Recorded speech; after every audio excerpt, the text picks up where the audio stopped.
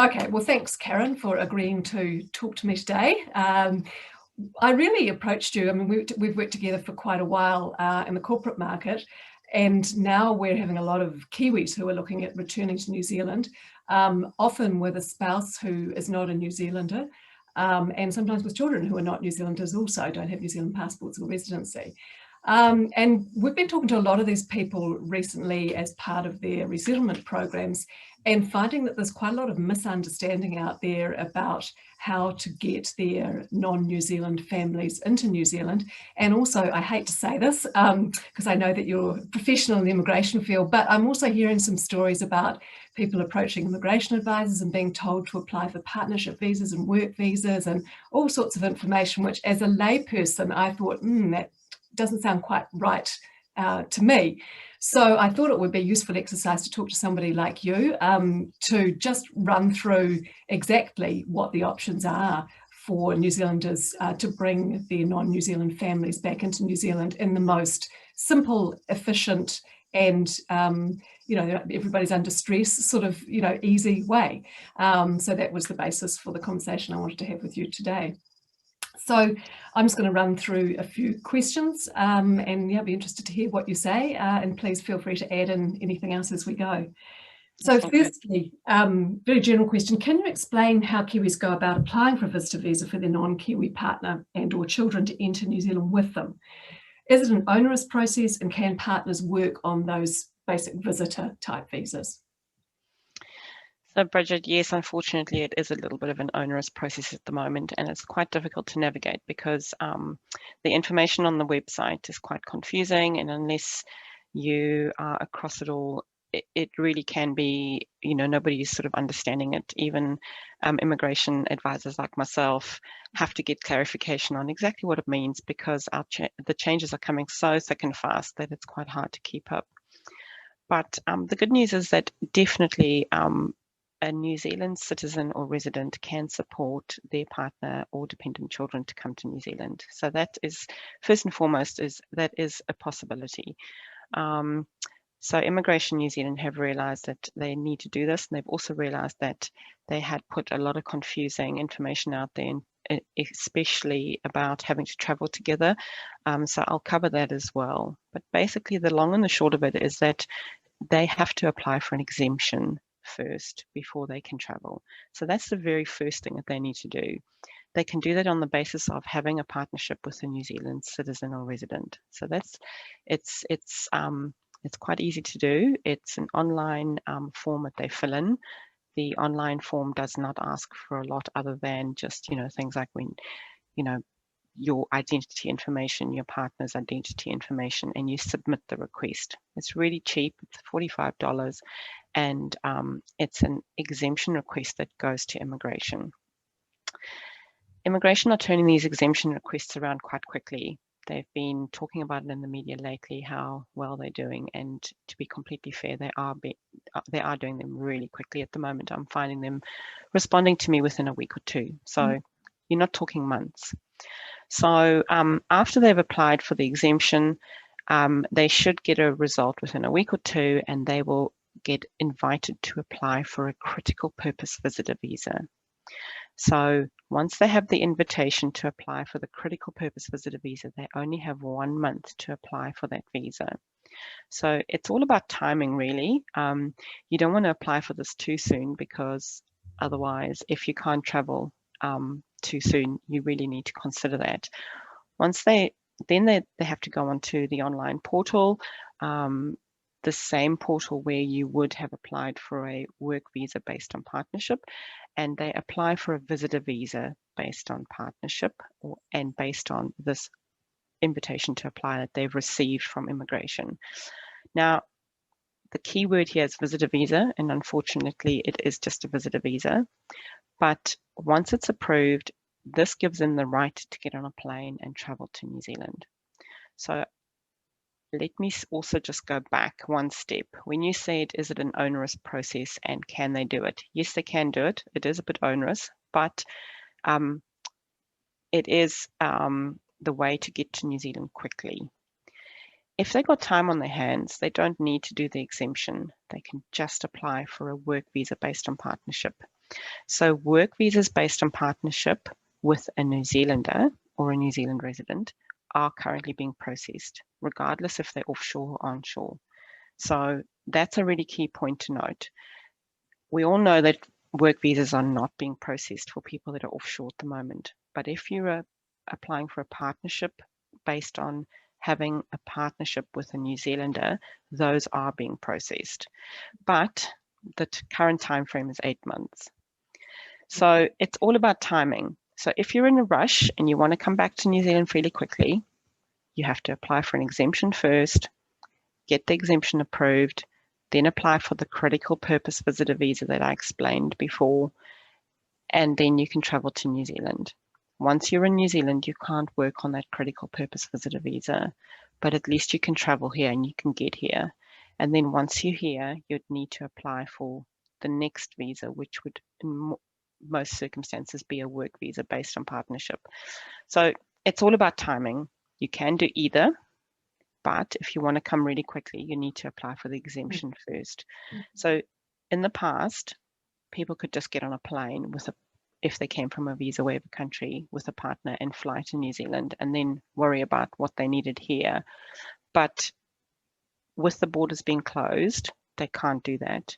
So absolutely the first thing that they need to do is apply for an exemption. Caren, can I just ask a couple of additional questions there? You mentioned, maybe a week or so for the invitation. How long does it take to process the critical purpose visa? And then how long does the person have once they receive their critical purpose visa to enter New Zealand? What's the window? Yeah, that's all really important because, as I said, it's all about timing. So when the critical purpose visitor visa is approved, it's usually approved for 6 months and they will get 6 months to enter the country. So the 6 months only starts ticking once they're in the country. So the visa is only activated once they're here, but really important to note that they'll only get 6 months to enter the country. Now, I also just wanted to explain the 3 different categories of visas that are being processed or considered for partners, because this is the all-important thing. The only exemptions that are being considered at the moment for partners are people that are partners with New Zealand citizens or residents, people that are partners of Australian citizens that are normally resident in New Zealand, and people that have visas based on a partnership with a work visa holder. So that last piece is really important. People are asking me the whole time, can I support my partner to come to New Zealand? I only have a work visa. Unfortunately, those are not being processed unless that partner already has a work visa.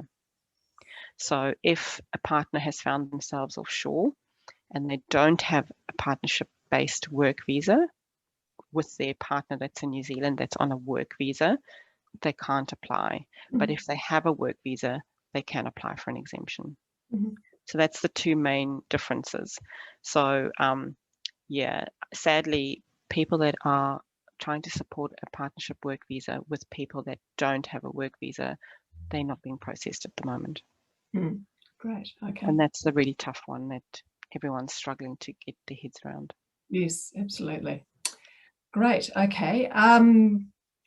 Now, the other thing that has come up with people is a misconception in my mind, and I'm open to correction by you if I'm wrong, that they need to have a partnership visa before they come to New Zealand.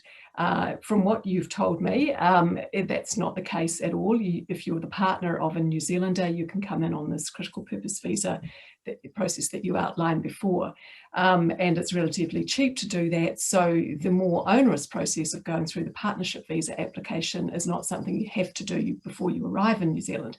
But having said that, if that's the case, what are the pros and cons of applying for your partnership visa prior to arrival or after you arrive?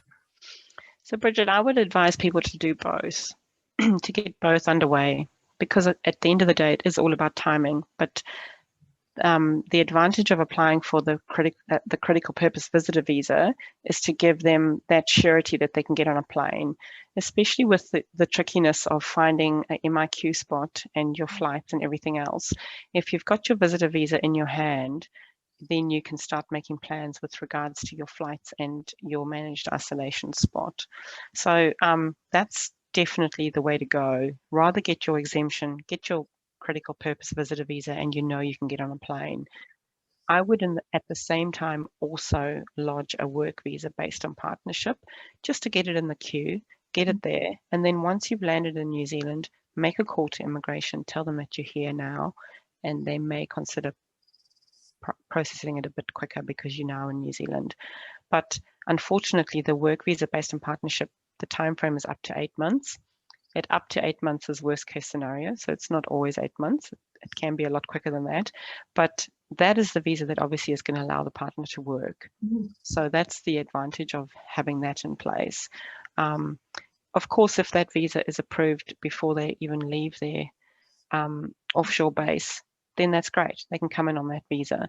But the main difference between the two is the one is a visitor visa and the other one is a work visa.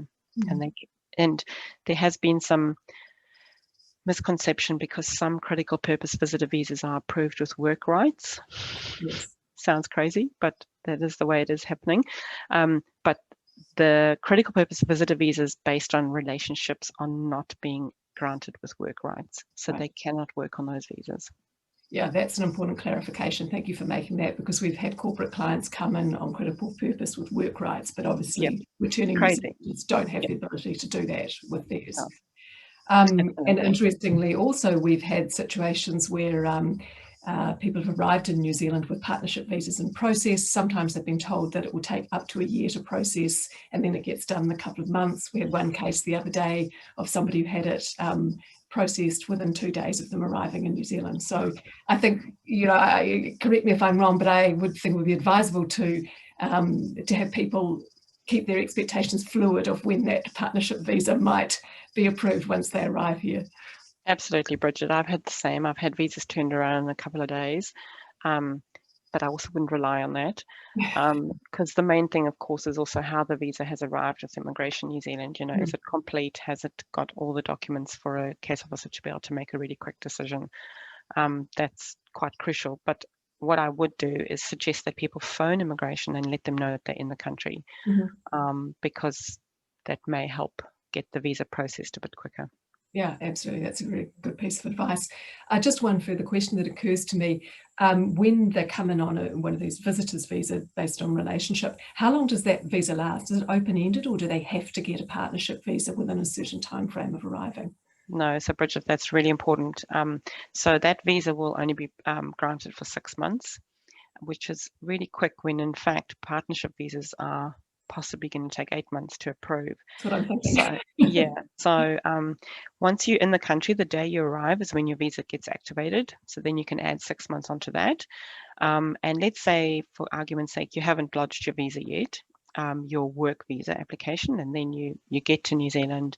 You want to do some document collecting to prove your relationship, and then you lodge a visa.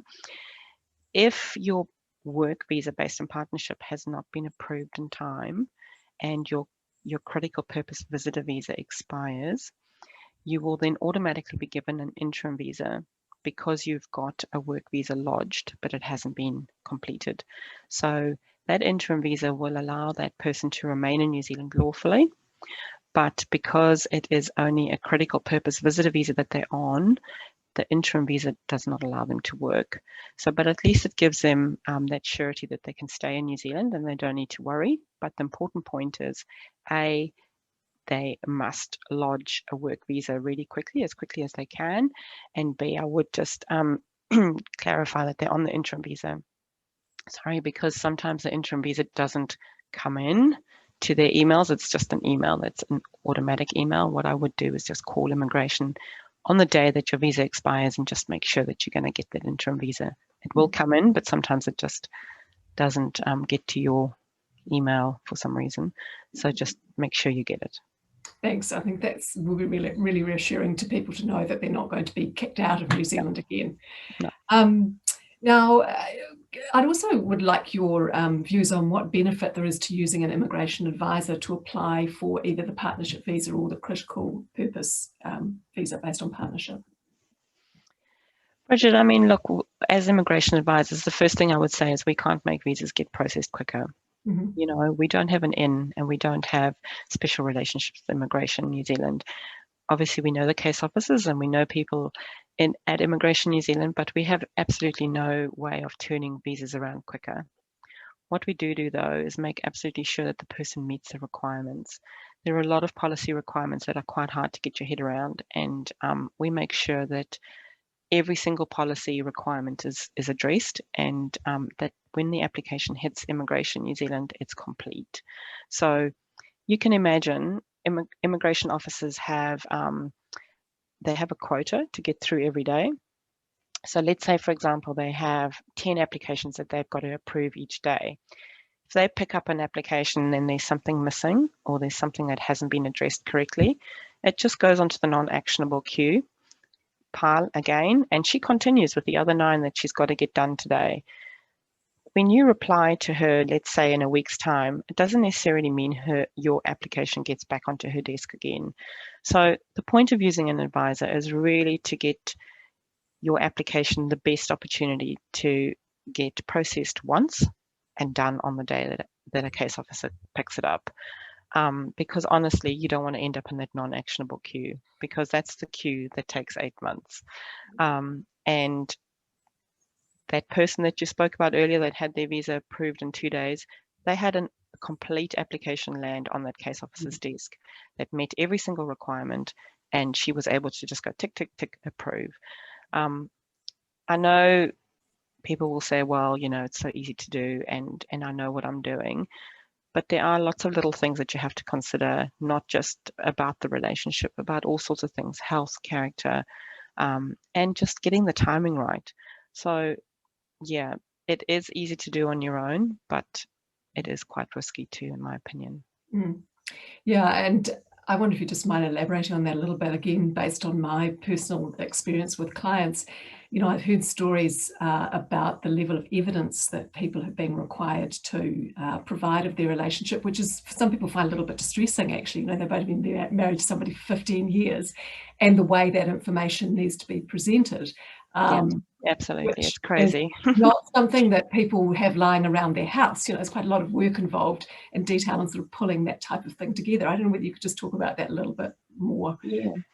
Yeah. So Bridget, the most important thing to get across to Immigration New Zealand when you're proving a relationship is 2 aspects. So the first aspect is your financial dependence on each other. So Immigration New Zealand want to sort of understand that you live under the same roof and that you have financial dependence on each other. So it doesn't necessarily need to mean that, you know, you share the costs of everything. It just needs to show that you are basically living together and you are sharing that responsibility. Whether one person's working or both people are working is irrelevant. But, you know, immigration would want to see documents like utility bills, joint bank statements, you know, your mortgage agreement, your rental agreement, whatever it is. So that's the one aspect of your relationship. The other aspect of your relationship is the public or social element of your relationship. So are you seen as a partnership in public? So for example, do your friends see you as a partnership, or do they see you as a single element? So for example, have you got evidence of going on holiday together? Have you got evidence of being invited to a christening together? Have you got photographs of the family together? You know, Facebook. Are you connected on Facebook? Are you connected in social media? So there are 2 aspects. It's the financial aspect and the social element. And those are the 2 things. It sounds crazy that you have to prove it to immigration, but it is quite easily done, especially if you are in a genuine and stable relationship. It's not easily done when you're not. So yes, it does feel invasive, but remember that the visa is based on your relationship. And so people do say to me all the time, but we've been married for 30 years. And I'm like, yes, I know. But you've also got to consider that immigration deal with a lot of people that are pretending to be married and no longer live together. But, you know, they're going to support a visa because they want to try. So immigration do need to see recent evidence. So you need to focus on the last 12 months. But of course, you would also provide a timeline of your relationship. And it does feel very personal and it does feel invasive. But at the end of the day, that is what immigration are using to make their decision. So the more you can give them, the better, and the quicker your visa will be approved. Thank you. That's very wise advice based on a lot of experience, I know, Caren. Was there anything else that you wanted to add that we haven't covered that would be helpful to Kiwis bringing their non-New Zealand partners and families back home at the moment? Bridget, it is about timing, and that is what I think my clients are finding the most difficult at the moment. And that is why I think it's best to apply for that critical purpose visa so that they can then manage their timing better. If you have just put a work visa in place and you don't know when that's going to get processed, you can't plan your life because you just don't know when that visa is going to hit. You need a visa to book a flight. You need a flight to book MIQ. So it's crazy because waiting for that visa and not being able to book or do anything is just so difficult for people. And that is why applying for the exemption just helps people be able to plan. So yeah, I would say, I know it feels like they're double dipping and it feels like they're having to apply twice, but it is not a massive cost. The exemption request, as I said, for a private person is only $45. And I think then from the top of my head, I think it's about 180 to apply for the critical purpose visitor visa. So it's not a massive cost, but at least it gives them surety that they can come. And so, yeah, it's just about timing. And that, unfortunately, with our borders being in the, and our MIQ being in the state that it's in at the moment is the tricky part. So, and hence why I'm suggesting doing both. Yeah, no, that's very. And Bridget, something else has popped into my head. The other thing that people might not know and that catches people when they're in New Zealand, if you've applied for a work visa based on partnership and you've been given the 24 months, 24 months is the maximum that immigration will give a single applicant for a work visa based on partnership. After that, they would expect you to have applied for residence. So that's the other thing that people really need to think about when they come into New Zealand and you've had your 2-year or you've got your 2-year work visa. Consider applying for residence pretty quickly because you won't get another one. Yeah. And residence is taking quite a long time too. So, just think about that. Think about once you've got residence, you've got that indefinite visa that allows you to stay here indefinitely. So, just consider that next step. Once you've got residence, then you can relax. Yeah, I think that's a really good point too, because at the moment people are operating on a very short time frame, particularly people who are coming back to New Zealand, having, coming from difficult situations in the other countries, but to be planning ahead and providing yourself with a bit of insurance by having that permanent residency available and in process for your entire family just means you have options for the future as well. Absolutely. And then Bridget, one other thing that's popped into my head, we've been concentrating on people returning to New Zealand, but I do think that there's some people that have found themselves split up from their partners and family for various reasons. You don't necessarily need to be only living together now offshore and can come back to New Zealand. There are opportunities to be able to apply for that exemption even if you're not living together, because immigration will consider that because of special circumstances. You still need to prove your relationship, but it's not necessarily only for people that are currently living together offshore. So if a Kiwi was in New Zealand and their non-New Zealand partner, spouse, was in a different country, they can reunite in New Zealand. I'm saying it with a lot of caution because obviously every circumstance is different. You still need to prove your relationship and you would need to prove why that partner has found themselves outside of the country. Because at the end of the day, proving that you're in a relationship is all about proving that you live together. So if they have found themselves outside of the country and got stuck, that's different. But if they had never lived together and have found themselves outside the country or, want to now come to New Zealand to live with their partner, let's say they met on a dating site, that might be more challenging. Right. So this is designed for example, the families who went on holiday, leaving one partner in New Zealand and then, couldn't get flights or something for all this Absolutely. time. New Zealand, now they want to. Absolutely. So it's not just about people that are currently all offshore and wanting to return. There is an opportunity to apply if the Kiwi is in New Zealand. But as I said, it would be challenging if they'd never lived together. Right, that makes sense. Great. Okay, Caren, well, thank you very much. I've been speaking to Caren Donald, who's the Immigration Manager at KPMG in Auckland, with a wide breadth of experience, growing by the day as the immigration policy changes and evolves. So thank you very much, Caren. That's been really instructional. No worries, Bridget. And if anybody wants to contact me, they can look on the Immigration Advisors Authority website, just search for my name or search for KPMG. My name will pop up and they'll be able to contact me that way. Fantastic. And if anyone in my network wants to contact me, I can connect them with Caren too, if that's easier for you. Sounds brilliant.